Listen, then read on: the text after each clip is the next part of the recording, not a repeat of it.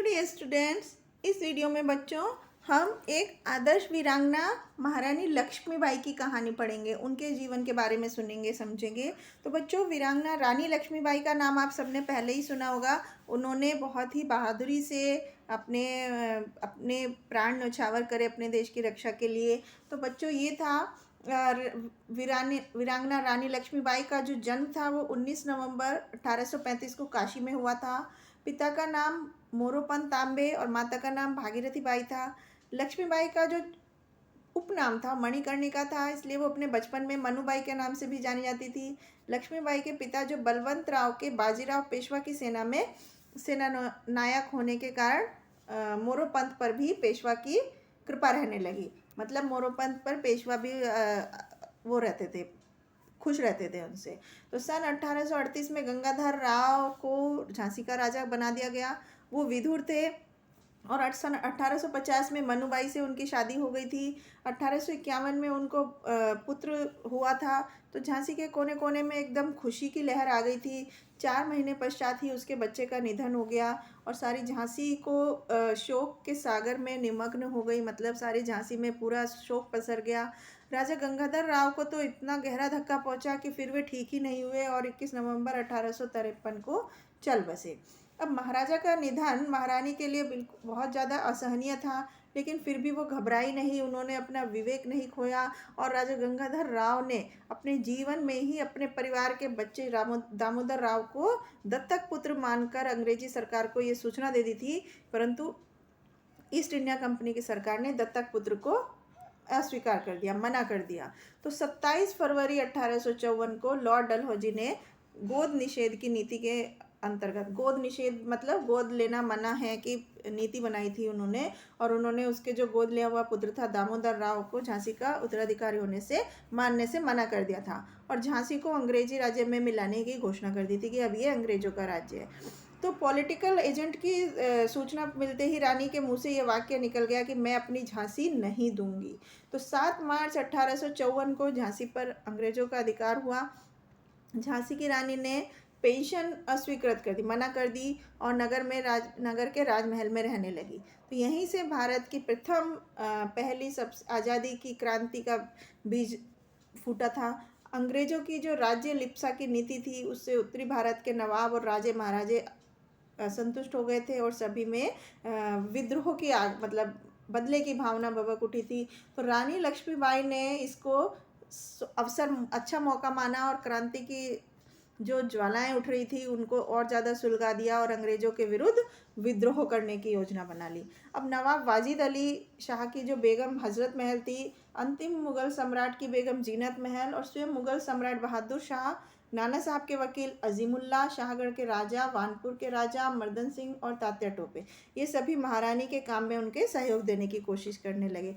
अब भारत की जनता में पूरा विद्रोह हो चुका था और पूरा देश एक साथ इकट्ठा होकर सुदृढ़ रूप से क्रांति को लगाने में 31 मई 1857 की तारीख तय की गई है। लेकिन इससे पहले ही क्रांति की ज्वाला फूट गई और 7 मई 1857 को मेरठ में, 4 जून 1857 को कानपुर में बहुत ज़्यादा भीषण विप्लव हो गए।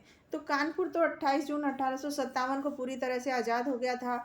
अंग्रेजों के कमांडर सर ह्यू रोज ने अपनी सेना को इकट्ठा करके विद्रोह दबाने की कोशिश की।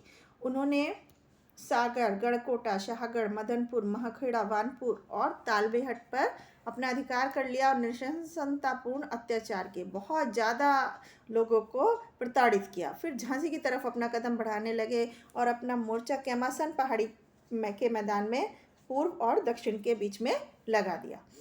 तो लक्ष्मीबाई पहले से ही एकदम सतर्क थी, अलर्ट थी और वानपुर के राजा मर्दन सिंह से भी इस युद्ध की सूचना और उनके आने की उन्हें खबर मिल चुकी थी। तो 23 मार्च 1858 को झांसी का युद्ध, ऐतिहासिक युद्ध शुरू हुआ। कुशल जो तोपची थे, तोप चलाने वाले गुलाम गौस खान ने झांसी की रानी के आदेश के हिसाब से तोपों का लक्ष्य इस तरह से साध कर गोले फेंके कि पहली बार में ही अंग्रेजी सेना के छक्के छूट गए। अब रानी लक्ष्मीबाई ने 7 दिन तक बहुत ही वीरता हौसले के साथ झांसी की सुरक्षा की और अपनी छोटी सी सशस्त्र सेना से अंग्रेजों का बहुत बहादुरी के साथ मुकाबला किया। रानी ने खुले रूप से शत्रु का सामना किया और युद्ध में अपनी बहादुरी का परिचय दिया।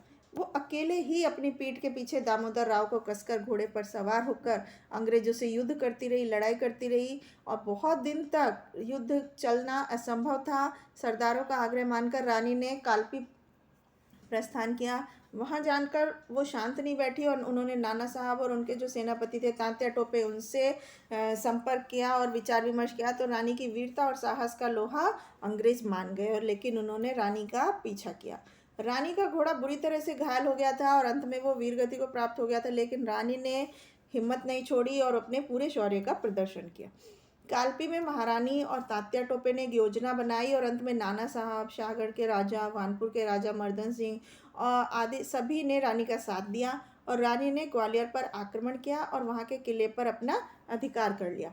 विजय के उत्सव के था कई दिनों तक चलता रहा, लेकिन रानी इसके विरोध में थी। यह समय विजय का जीत जश्न मनाने का नहीं था, उन्हें अपनी शक्तियों को इकट्ठा करके अगला कदम बढ़ाना था। इधर सेनापति सर ह्यूरोज अपनी सेना के साथ पूरी शक्ति से रानी का पीछा करता रहा और आखिरकार वो दिन भी आ गया जब उसने ग्वालियर का किला घमासान लड़ाई करके अपने कब्जे में ले लिया। तो रानी लक्ष्मीबाई इस युद्ध में अपनी कुशलता का परिचय देती रही और 18 जून 1858 को ग्वालियर का आखिरी युद्ध हुआ और रानी ने अपनी सेना का कुशल नेतृत्व किया और वो घायल हो गई और अंत में उन्होंने वीरगति प्राप्त की।